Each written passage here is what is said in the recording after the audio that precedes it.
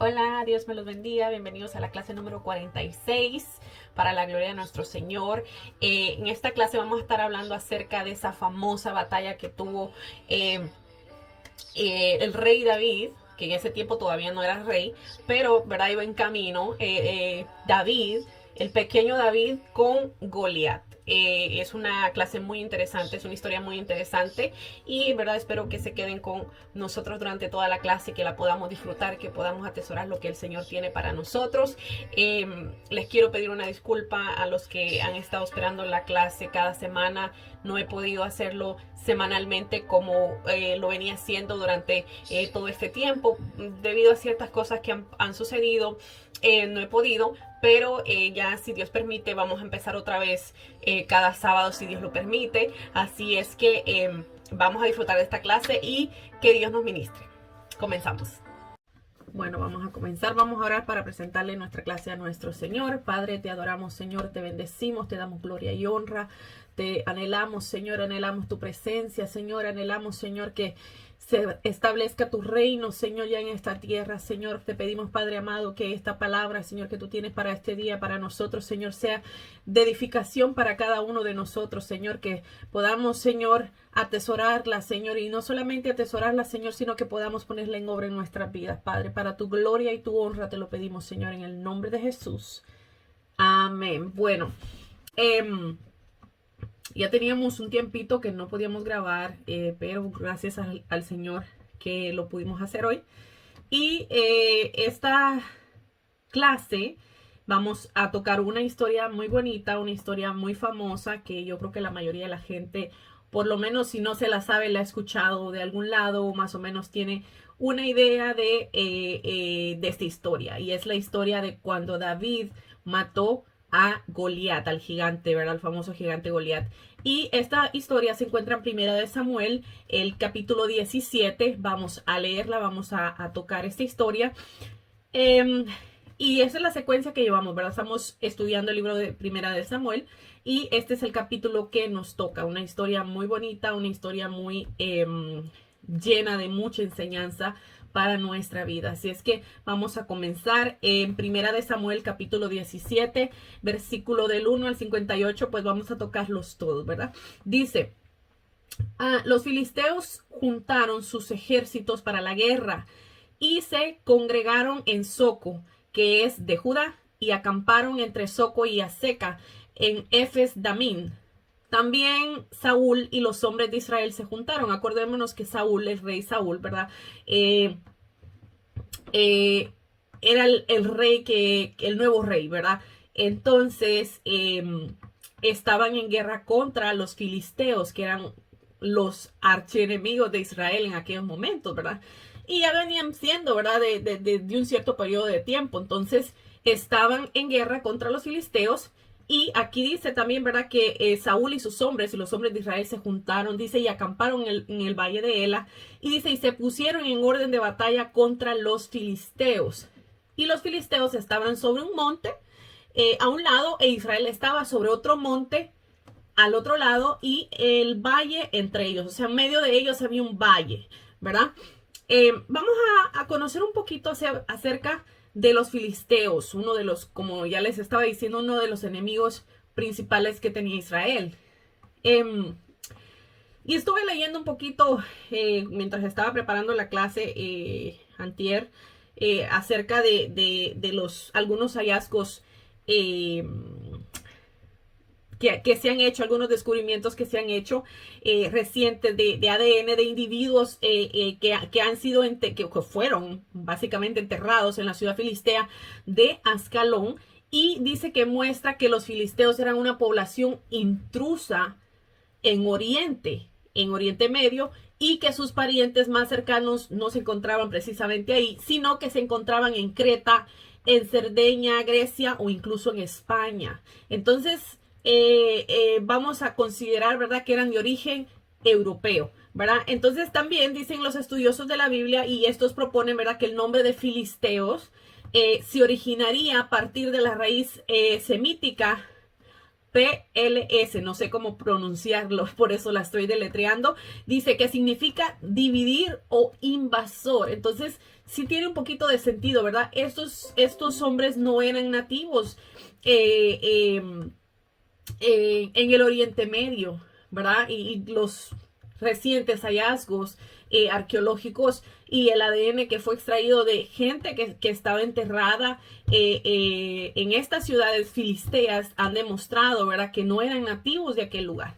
Y como lo dice, ¿verdad?, aquí los estudiosos también llegan a la conclusión que el origen, la raíz de la palabra filistea, ¿verdad? Quiere decir dividir o invasor, ¿verdad? Que viene justamente bien a lo que estamos leyendo, ¿verdad? Que ellos no eran nativos de ese lugar. Entonces, dice que los filisteos se mezclaron, obviamente, temporalmente con las poblaciones cananeas locales, ¿verdad? Que eran estos pueblecitos paganos, ¿verdad? Que vivían ahí. Y dice que ya sentados en la costa, los filisteos intentaron extenderse, dice, por el sur de Canaán. Acordémonos que la tierra de Canaán, ¿verdad? Así era como se llamaba cuando llegó Israel y la conquistó, ¿verdad? Después de eso, pues ya se llamó el territorio israelí, ¿verdad? Dice que llegaron a ocupar casi todo en la totalidad la costa hasta Fenicia y localizaciones tan al este como el Valle del Jordán, imagínense, ya estaban metidos ahí casi en el territorio israelí. Entonces dice que este fue el motivo de que las reseñas bíblicas, ¿verdad?, citen fuertes conflictos entre los filisteos y los israelitas, porque ya se estaban ellos apoderando, queriéndose apoderar, ¿verdad?, de los territorios israelíes. Entonces, vamos a hacer algunas menciones de los filisteos. Vamos a ver, más bien dicho, algunas menciones de los filisteos en la Biblia, aunque son bastantes, pero por lo menos ya hemos visto, por ejemplo, el libro de los jueces, que ya lo vimos, y vemos, por ejemplo, el nacimiento de Sansón, ¿verdad? Y tiene lugar en el Sansón, ¿verdad? Que lo que tiene lugar, ¿por qué los estoy mencionando? Porque el Sansón fue destinado, ¿verdad?, para que librara al pueblo de Israel de sus enemigos, los filisteos, ¿verdad? Entonces, Sansón comenzó a salvar a Israel, ¿verdad?, de la mano de los filisteos. Entonces también los relatos de Samuel, lo que estamos viendo, lo que vamos a ver ahorita, más bien dicho, de Saúl y David, incluyen también estos conflictos entre los filisteos y los israelitas. Y estos se caracterizan en ocasiones como los más peligrosos enemigos de Israel, como ya les había dicho. Tanto la arqueología como la historia bíblicas muestran en efecto que no eran natos de la región, pues muestra una influencia de las culturas cananeas anteriores o vecinas. ¿Qué quiere decir esto? Que ellos acogieron, ¿verdad?, las tradiciones cananeas, pero no eran nativos de ahí. Por ejemplo, ¿verdad?, en el primer libro de Samuel indica que uno de sus dioses era Dagón. Cuando los filisteos capturaron el arca de Dios, la llevaron desde Ebenezer hasta Asdod, y esto nosotros lo vimos, y tomaron los filisteos el arca de Dios y la metieron en la casa de Dagón y la pusieron junto a Dagón. Ustedes se acuerdan de ese pasaje, de esa historia que leímos, y dice que la estatua de este Dios terminó en el suelo, ¿verdad? Partida en dos, ¿verdad? Y nos explicaban los filisteos, ¿verdad?, que había pasado, ¿verdad? Y trataron de restituirla, pero una vez más, ¿verdad?, la presencia de Dios la volvió a botar. Y también vimos, ¿verdad?, que le salieron a ellos tumores, ¿verdad?, a causa de que ellos habían capturado un objeto sagrado que le pertenecía a los israelitas. Entonces, también, pero llegando al tema, ¿verdad?, Dagón no era un dios semítico, era un dios semítico de la vegetación, de las cosechas, de los cereales, cuyo culto estaba muy extendido al Oriente Próximo, por lo que el hecho de adoptarlo como divinidad, ¿verdad?, principal, demuestra que hasta qué punto, ¿verdad?, habían integrado o se habían integrado ellos a esa cultura, ¿verdad?, la cultura de estos cananeos. Los filisteos conocían, eso es muy interesante y lo vimos también, el empleo del hierro, ¿ok?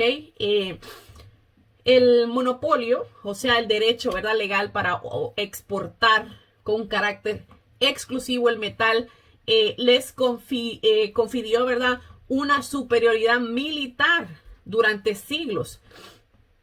Y saber dónde, eso quiere decir, ¿verdad?, que ellos sabían dónde encontrarlo, cómo forjarlo y cómo usarlo, ¿verdad? Entonces, si ustedes se acuerdan, leímos que ellos eran los únicos que podían hacer esto. Incluso los israelitas tenían que bajar para afilar las pocas herramientas que tenían que bajar a afilarlas al territorio filisteo, ¿verdad? Entonces ellos tenían control de todo esto, por eso les facilitaba un poquito más tener estas armas, ¿verdad? Tenían más control, tenían más, por decirlo de una manera, más ventajas, ¿verdad? Bueno. Dice, si bien el asentamiento de los filisteos en la costa siguió una expansión, o sea, ellos siguieron expandiéndose por el sur de Canaán, las guerras con los israelitas y otros pueblos los acabaron confinando al territorio de la Pentápolis.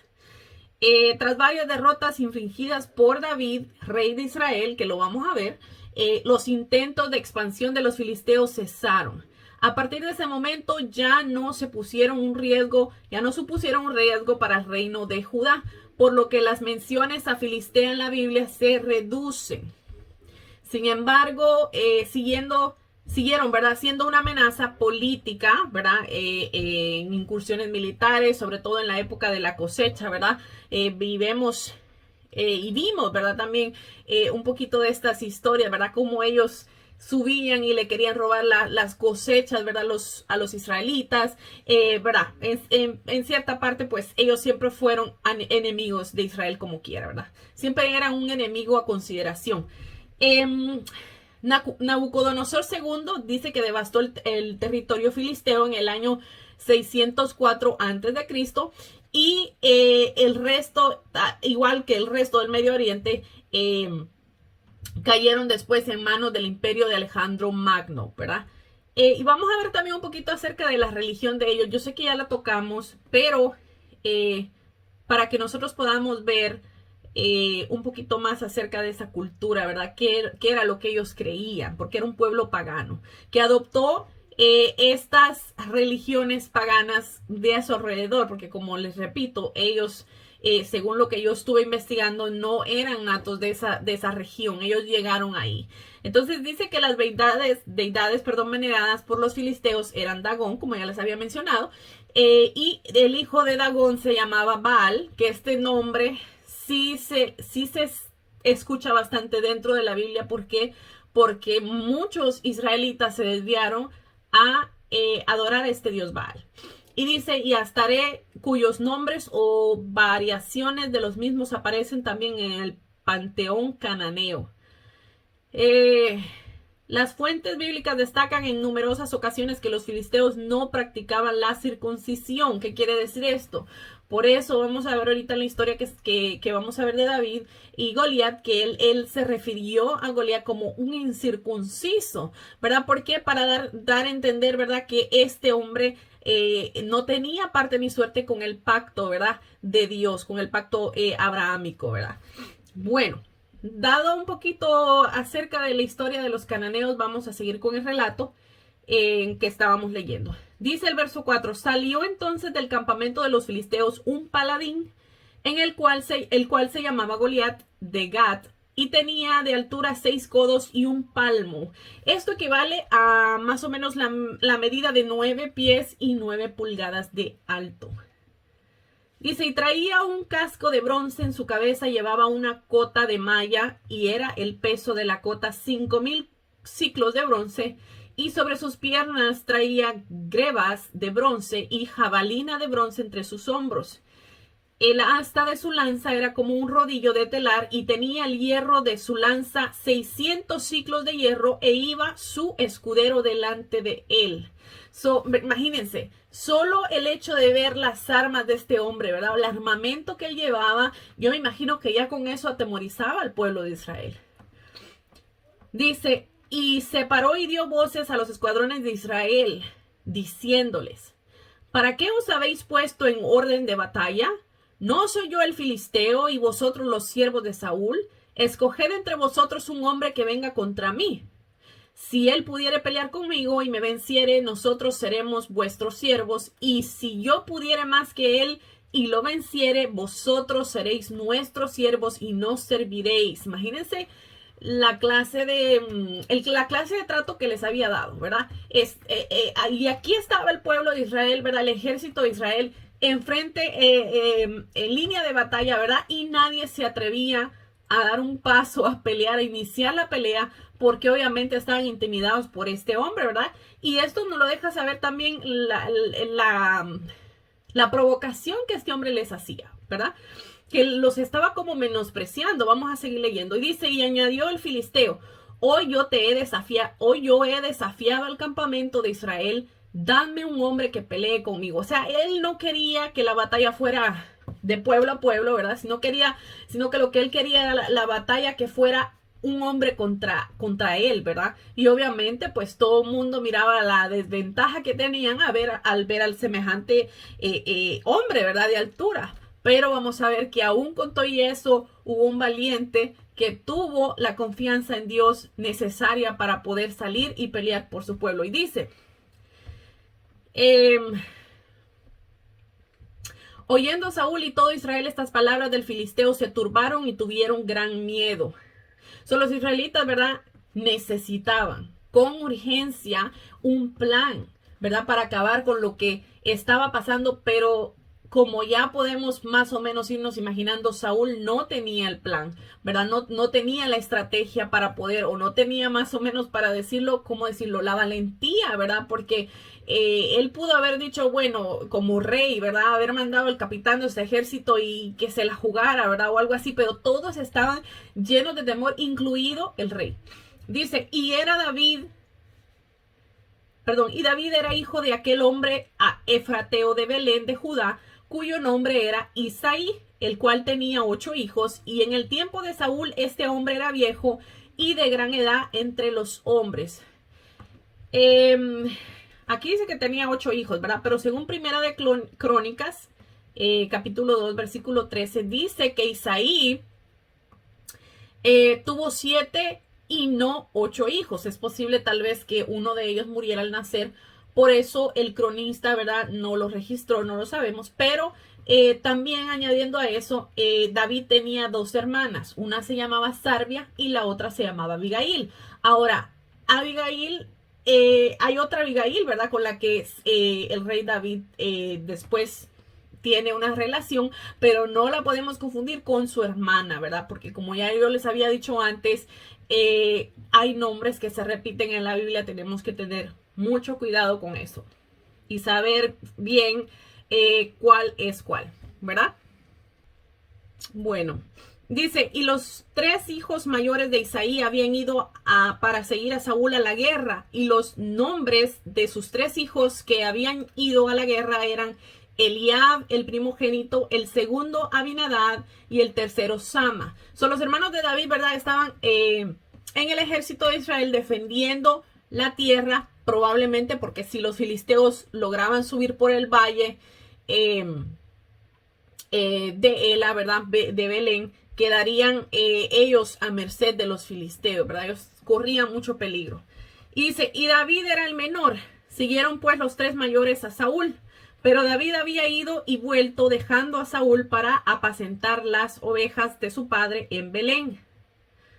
David, ¿verdad? Iba y venía entre donde estaba Saúl a la casa de su padre. También iba a llevarle comida a sus hermanos, ¿verdad? Para informarle a su padre acerca de que si sus hermanos estaban bien o no. Dice, y venía pues aquel filisteo por la mañana y por la tarde, y así lo hizo durante 40 días. El filisteo, obviamente,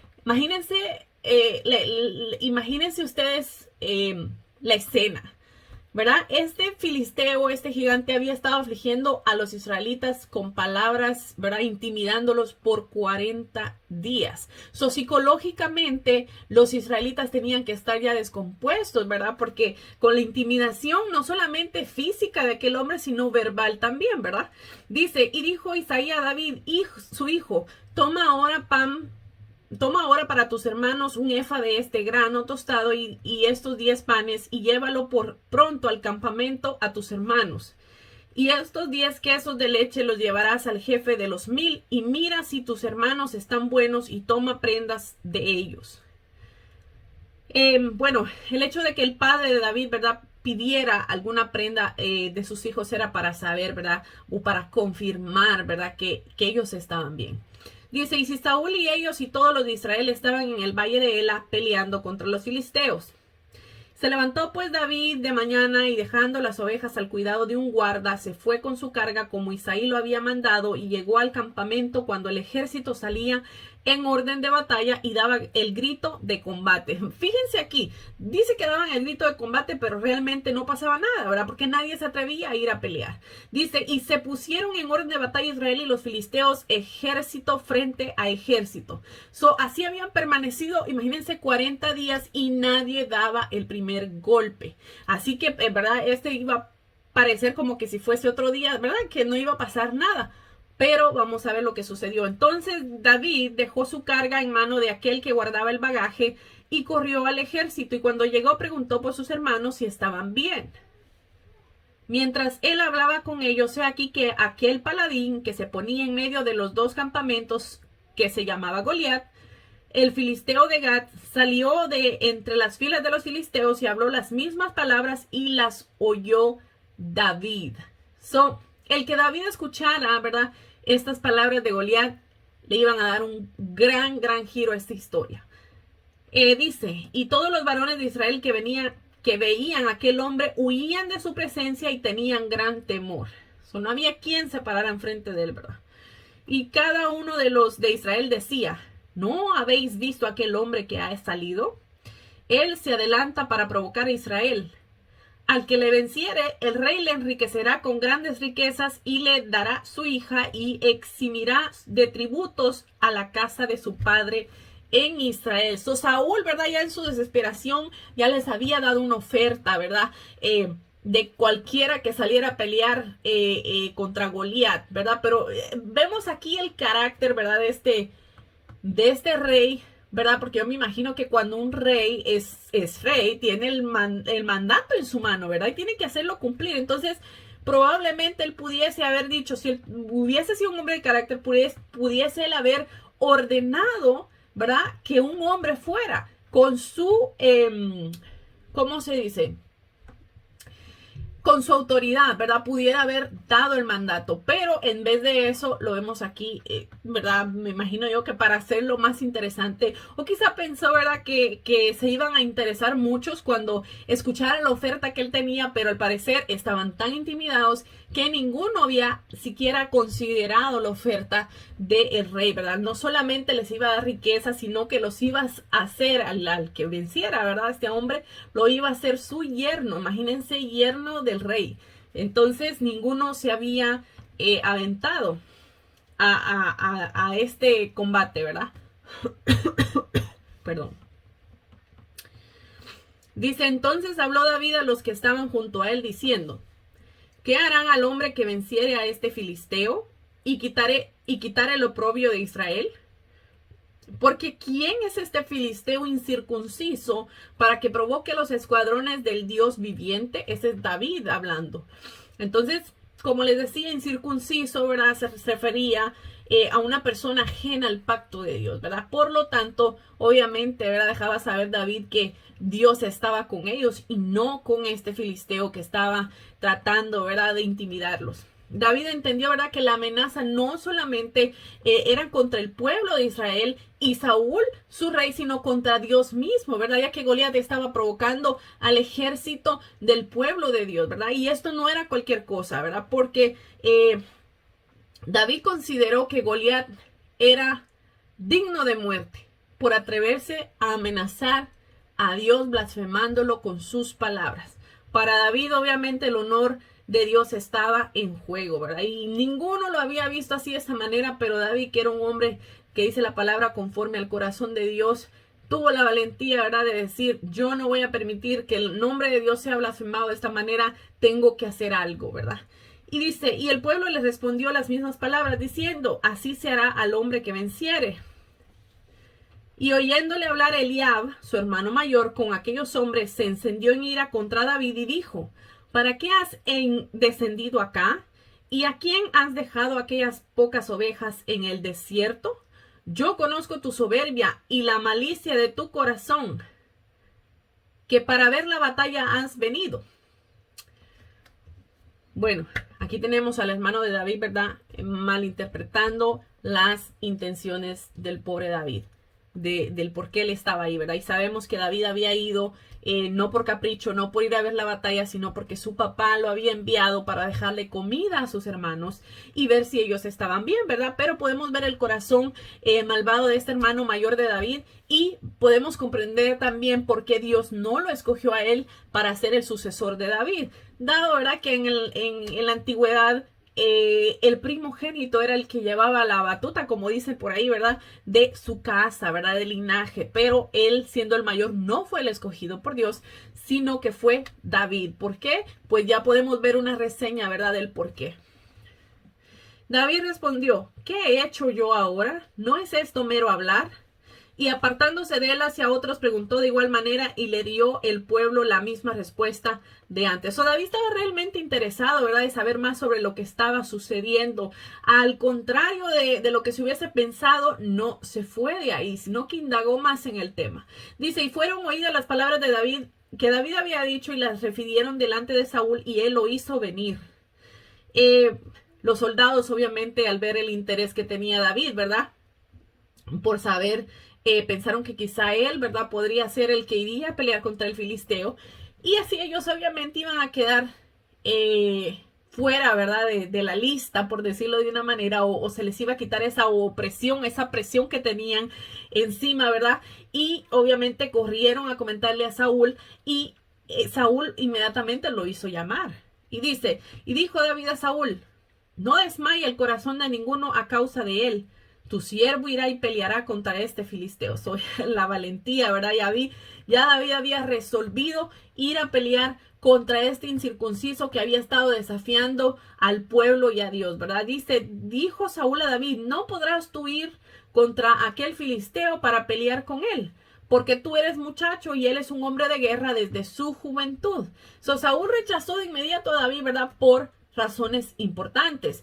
Goliat les propuso obviamente que el que peleara con él, ¿verdad? Si el que peleara contra él lo derrotaba, entonces los filisteos le iban a servir a Israel. Pero si era Goliat quien derrotaba al israelita que peleara contra él, Israel tenía que ser esclavo de los filisteos. Entonces había grandes cosas aquí en la mesa, ¿verdad? Había mucho que perder y también mucho que ganar, ¿verdad? Pero obviamente consideramos la negativa, ¿verdad?, de Saúl, teniendo temor de que si el pobre David, viéndolo tan muchachito, ¿verdad?, tan joven, perdía, todos ellos vendrían a ser esclavos de aquello, ¿verdad? Y obviamente que él pensó, ¿verdad?, que el pobre David no tenía ninguna experiencia y que iba a perder la batalla y que haría que Israel fueran esclavos de los filisteos. Esto era algo muy concerniente para él, ¿verdad? Dice: David respondió a Saúl: tu siervo era pastor de las ovejas de su padre, y cuando venía un león, un oso, y tomaba algún cordero de la manada, salía yo tras él y lo hería, y lo libraba de su boca. Y si se levantaba contra mí, yo le echaba mano de la quijada, y yo hería y lo mataba. Fuese león, fuese oso, tu siervo lo mataba, y este filisteo incircunciso será como uno de ellos, porque ha provocado al ejército del Dios viviente. David sabía, ¿verdad?, en su corazón, que el hecho de haber provocado al ejército de Israel había, ¿verdad?, provocado la honra de Dios directamente, ¿verdad? Y por lo tanto Dios no iba a pasar esto por alto. Pero vemos la fe de David, ¿verdad? Que dijo que había peleado con leones, con osos, ¿verdad?, que había defendido a sus ovejas, y que este incircunciso no iba a ser la excepción, ¿verdad? Que Dios, el Dios, por haber provocado al Dios de los ejércitos, ¿verdad?, él iba a tener su pago. Dice: añadió David: Jehová me ha librado de las garras del león y de las garras del oso, y él también me librará de la mano de este filisteo. Y dijo Saúl a David: ve, y Jehová esté contigo. La fe de David era tan poderosa, ¿verdad?, ya que venía con todo temor perdón, ya que vencía, ¿verdad? Todo temor, esta fe que él tenía, ¿verdad? Y lo movía a actuar en situaciones que los demás no podían, ¿verdad? Y así deberíamos nosotros también de tomar este ejemplo, ¿verdad? Él no vio lo alto del guerrero, ¿verdad? No vio su ropa, no vio su espada, no vio todo el armamento que tenía, sino que él vio en fe, ¿verdad? Que ya Dios le había dado la victoria, ¿verdad? Entonces, a esto también obviamente le vamos a agregar que es posible. Dios te bendiga, bienvenido. Ahí las voy a escuchar, estoy trabajando. Amén, amén, está bien. Bueno, a esto, como les decía, les vamos a agregar el posible, lo posible, ¿verdad? El poder del Espíritu de Dios que estaba sobre David, ¿verdad? Que obviamente eso es lo que hace el poder del Espíritu Santo en nosotros. Nos capacita, nos ayuda a hacer cosas que nosotros quizá nunca imaginamos que podíamos llegar a hacer.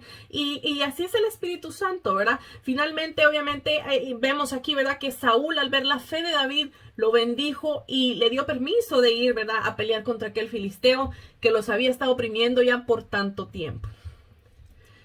Dice, y Saúl Saúl vistió a David con sus ropas y puso sobre su cabeza un casco de bronce y le armó de coraza.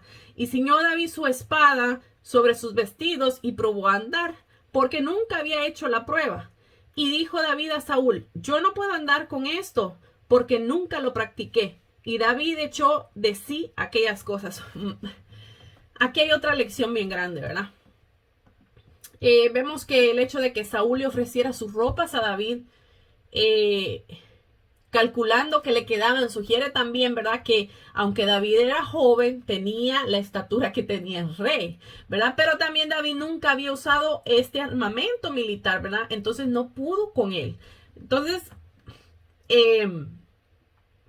aquí, como yo les decía, hay varias cosas que tenemos que analizar. Una razón más, ¿verdad? Para demostrar también que no era por el armamento físico que llevaba puesto lo que le iba a dar la victoria, sino que era el poder de la fe, ¿verdad? Que él tenía y la confianza que él tenía en Dios, ¿verdad? Dice, y tomó su cayado en su mano y escogió 5 piedras lisas del arroyo y las puso en el saco pastoril, en el zurrón que traía, y tomó su honda en su mano y se fue hacia el filisteo. Aquí estaba David, ¿verdad? En vez de usar la armadura del rey, David usó las armas a las que él estaba acostumbrado a usar. 5 piedras lisas y su honda, ¿verdad? Al ser David pastor, tenía destreza, obviamente, y esto le permitía atacar a Goliat a distancia, ¿verdad? En vez de acercarse con un combate como el que Goliat quería, ¿verdad? De cuerpo a cuerpo. El cayado, por su parte, era un palo, ¿verdad? Un como bastón que se utilizaba, o que utilizan, más bien dicho, los pastores en sus labores de cuidado del rebaño, ¿verdad? Y servía para apoyarse, para atraer o para dispersar también a las ovejas, y como una arma para defenderlas de los predadores.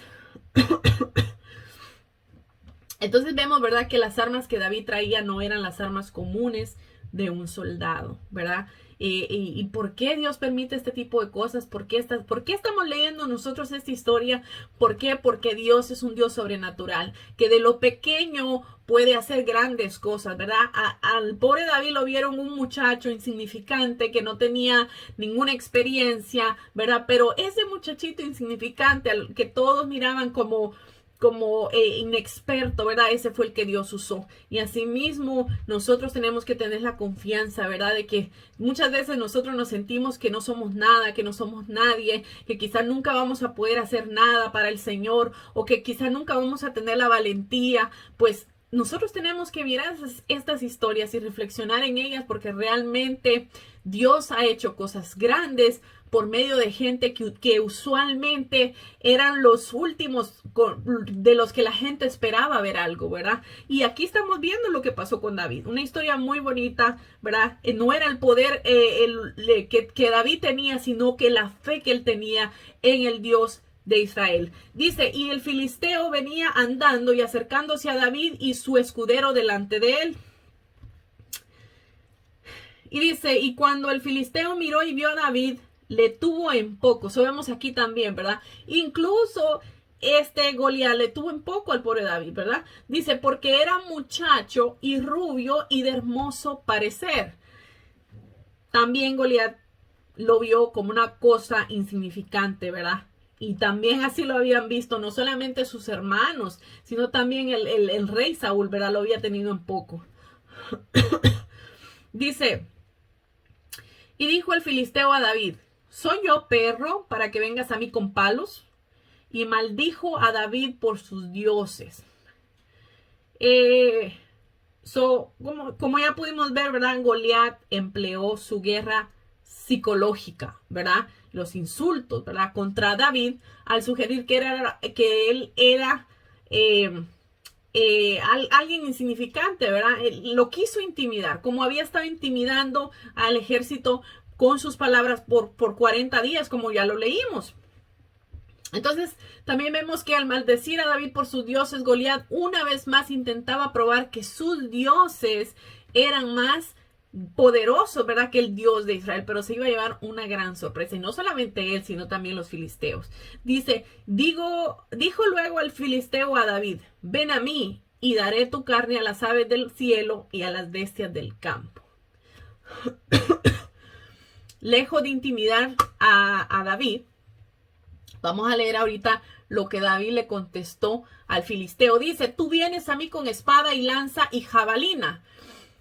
Mas yo vengo a ti en el nombre de Jehová de los ejércitos, el Dios de los escuadrones de Israel, a quien tú has provocado. David tenía tan claro, ¿verdad? Lo que él iba a hacer, tenía tan claro que la victoria y el poder no venía de él, tenía tan claro, ¿verdad? Que Dios iba a hacer justicia por él, no que él iba a hacer justicia por Israel, ¿verdad? Sino que Dios lo iba a hacer. Entonces la respuesta también, ¿verdad? Vemos aquí que de David a Goliat enfatiza la diferencia de estrategias, ¿verdad? Goliat ponía su confianza en su armamento de guerra, ¿verdad? Mientras David puso toda su confianza en Jehová su Dios.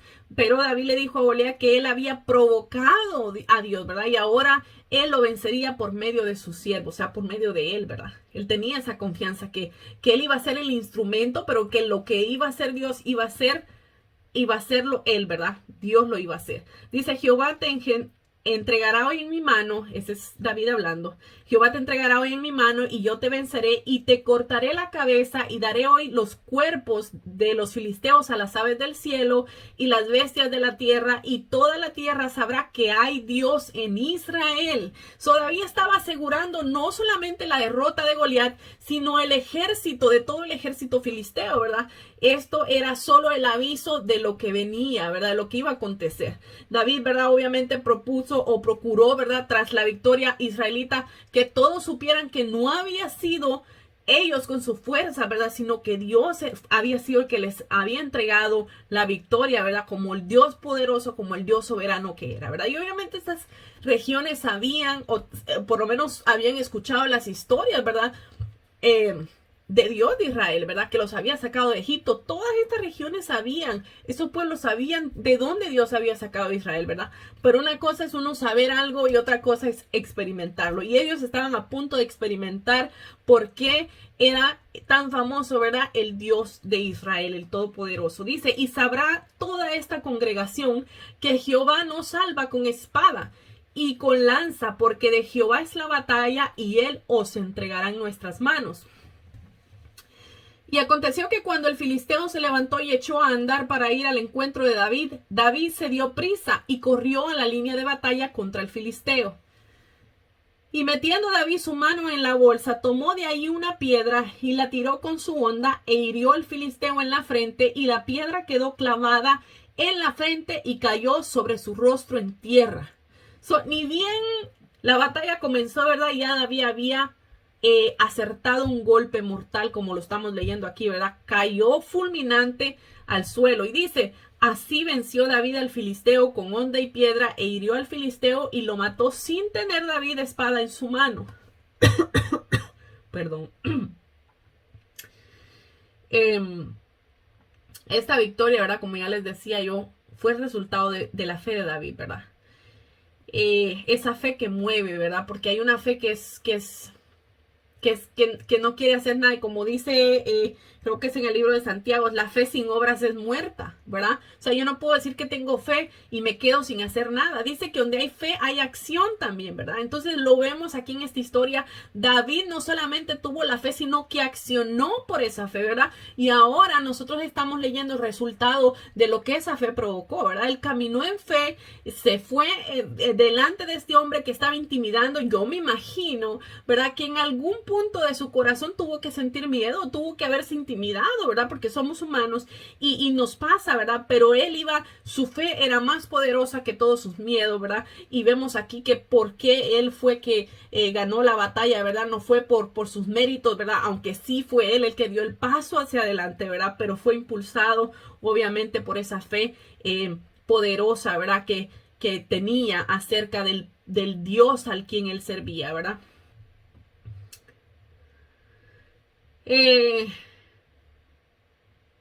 Vemos también, ¿verdad? Que David tenía un fervoroso y un profundo interés, ¿verdad? Por el honor y por la reputación de Dios, ¿verdad? Porque aquí él le dijo, ¿verdad? Que como él, este incircunciso, se había atrevido a maldecir o a provocar al Dios de los ejércitos, ¿verdad? Entonces realmente tenemos mucho que aprender de esa historia. Bueno, dice el verso 51, entonces corrió David y se puso sobre el filisteo, y tomando la espada de él y sacándola de su vaina, lo acabó de matar y le cortó con ella la cabeza. Y cuando los filisteos vieron a su paladín muerto, huyeron. So David, ¿verdad? Le dio, como dicen por ahí, el golpe de gracia con su propia espada, ¿verdad? Con la propia espada de Goliat.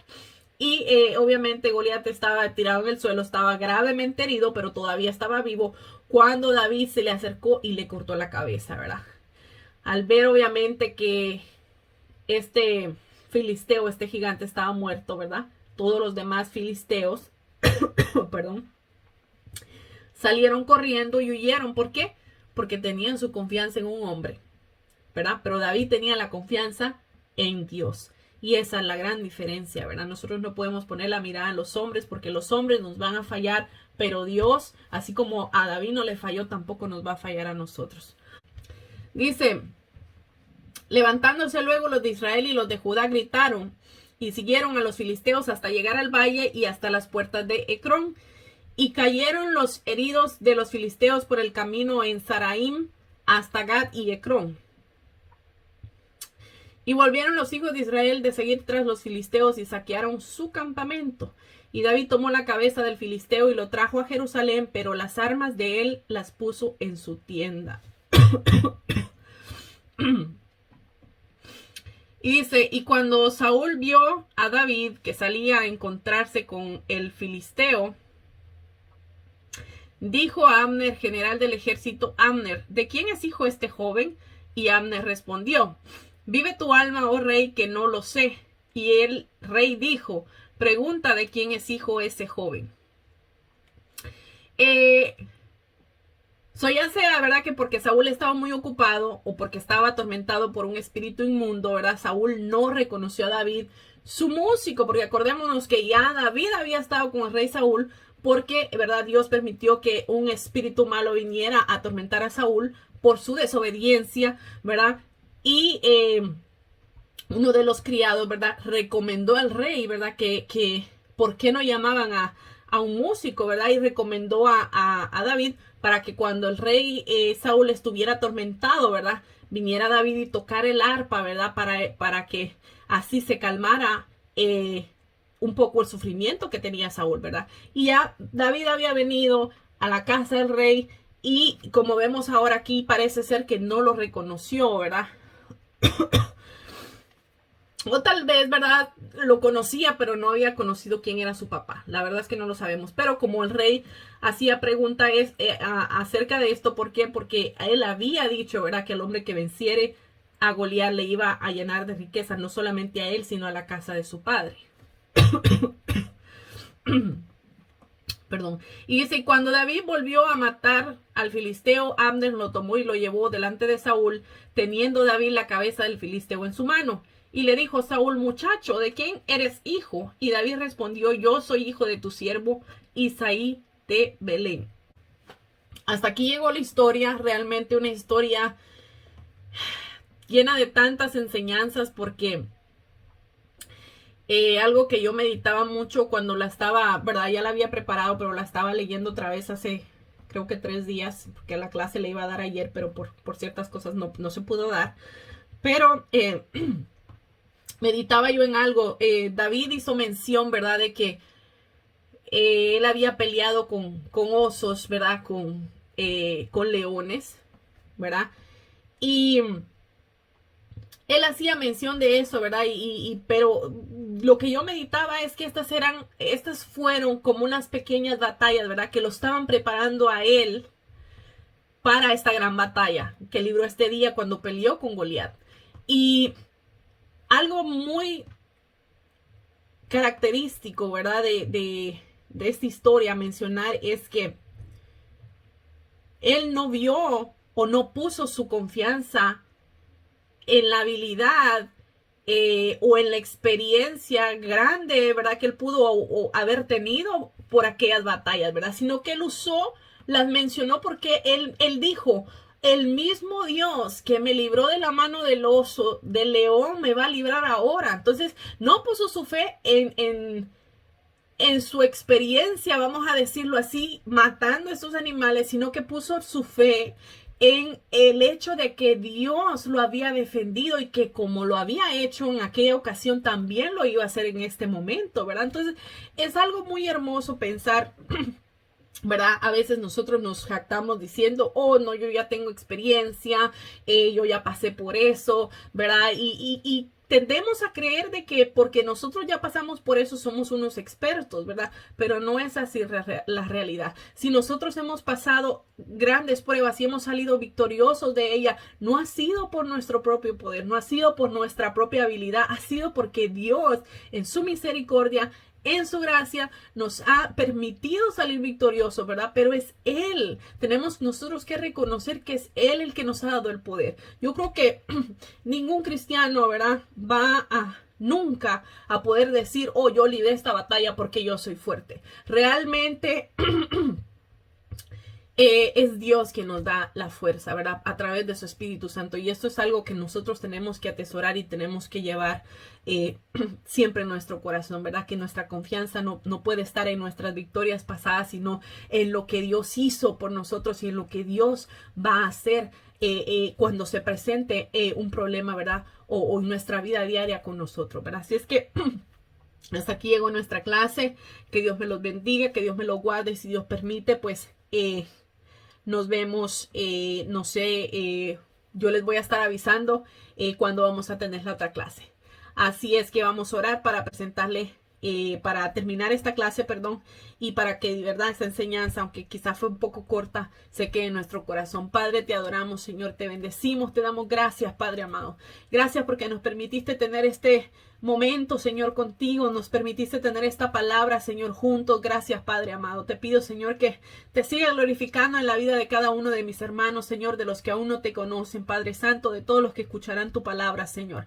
Y también te pido que te glorifiques en mi vida, Señor, porque todos necesitamos de ti, Señor. Todos necesitamos de esa fe, Señor, que así como tu siervo David tuvo esa fe, nosotros podamos tenerla, Señor, tener nuestra entera confianza, Señor, en que tú vas a hacer, Señor, a tu tiempo, Señor, a tu momento tú vas a hacer, Señor, y vas a hacer que salgamos victoriosos, Señor, para tu gloria y tu honra, Señor. Padre Santo, te lo pedimos, Señor, en el nombre de Jesús, para tu gloria y tu honra. Amén. Bueno, que Dios me los bendiga, que Dios me los guarde y nos vemos hasta la próxima. Adiós.